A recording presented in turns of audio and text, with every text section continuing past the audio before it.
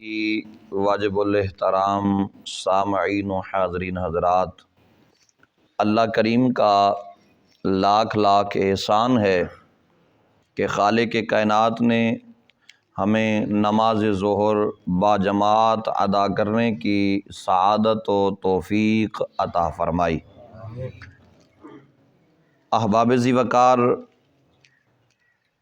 صاحب بہار شریعت حصہ نمبر 5 ہے، صفحہ نمبر 425 ہے۔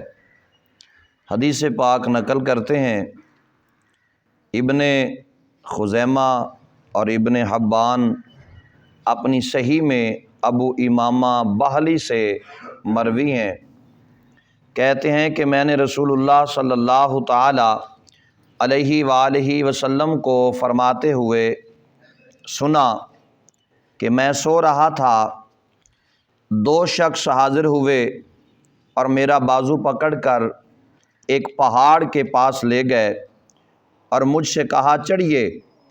میں نے کہا مجھ میں اس کی طاقت نہیں۔ انہوں نے کہا ہم آپ کے ساتھ ہیں۔ میں چڑھ گیا۔ جب بیچ پہاڑ پر پہنچا تو سخت آوازیں سنائی دینے لگیں۔ میں نے کہا یہ کیسی آوازیں ہیں؟ انہوں نے کہا یہ جہنمیوں کی آوازیں ہیں۔ نبی پاک علیہ الصلاۃ والسلام ارشاد فرماتے ہیں کہ میں نے وہ آوازیں سنی اور میں نے ان جو دو بندے آئے تھے ان سے پوچھا کہ یہ کون لوگ ہیں، کن کی آوازیں ہیں؟ تو مجھے آواز دینے والوں نے کہا کہ یہ جہنمیوں کی آوازیں ہیں۔ پھر مجھے آگے لے گئے۔ میں نے ایک قوم کو دیکھا کہ وہ لوگ الٹے لٹکائے گئے ہیں اور ان کی باچھیں چیری جا رہی ہیں جن سے خون بہتا ہے۔ میں نے کہا یہ کون لوگ ہیں؟ اب یہ اگلی لائن جو ہے نا وہ بہت ہی زیادہ قابل غور ہے، جس کی وجہ سے انہیں یہ سزا دی جا رہی ہے وہ کون سا عمل تھا؟ اور یہ نبی پاک علیہ الصلاۃ والسلام کی حدیث ہے۔ روزہ توڑنے والی چیزوں کا بیان، حدیث نمبر 2 صفحہ نمبر 425، 5واں حصہ بہار شریعت کے اندر یہ حدیث پاک موجود ہے۔ جناب ابو امامہ بہلی سے مروی ہے، کہتے ہیں کہ رسول اللہ صلی اللہ تعالی علیہ وآلہ وسلم نے ان سے پوچھا کہ یہ کون لوگ ہیں جن کی یہ حالت ہے؟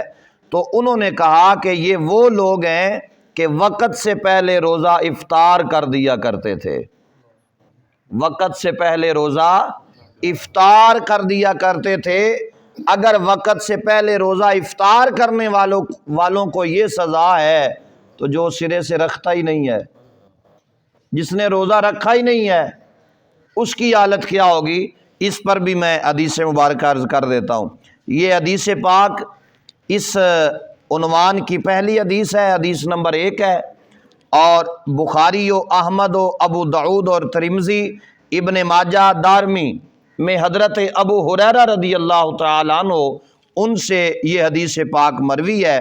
آپ راوی ہیں کہ حضور اقدس فرماتے ہیں جس نے رمضان المبارک کے ایک روزہ بغیر رخصت و بغیر مرض کے افطار کیا تو زمانہ بھر کا روزہ اس کی قضا نہیں ہو سکتا، اگرچہ رکھ بھی لے، یعنی وہ فضیلت جو رمضان میں رکھنے کی تھی کسی طرح حاصل نہیں کر سکتا۔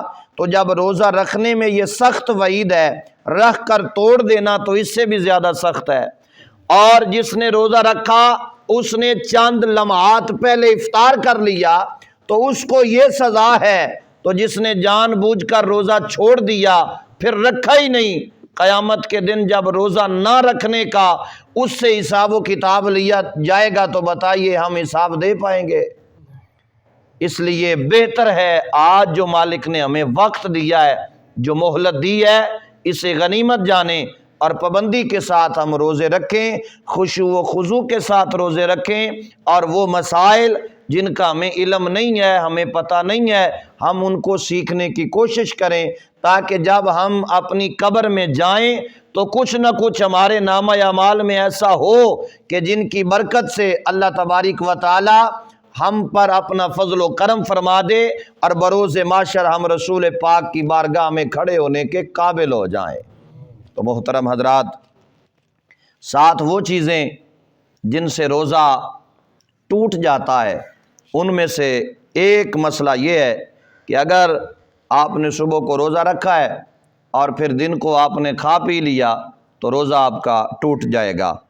کھانے سے، پینے سے، جمع کرنے سے اور ان تمام چیزوں سے روزہ جو ہے وہ جاتا رہے گا۔ ہاں، اگر آپ کو یاد نہیں تھا، آپ نے دن کو کھا پی لیا، اگر آپ کو یاد نہیں تھا، جب آپ نے سیر ہو کر کھا لیا تو اس کے بعد آپ کو یاد آیا، تو پھر شریعت کا حکم ہے کہ اس کا روزہ نہیں ٹوٹا، یہ روزے کی حالت میں ہے، کیونکہ اسے علم نہیں تھا، وہ بھول چکا تھا اور جان بوجھ کر کھایا تو پھر روزہ ٹوٹ جائے گا۔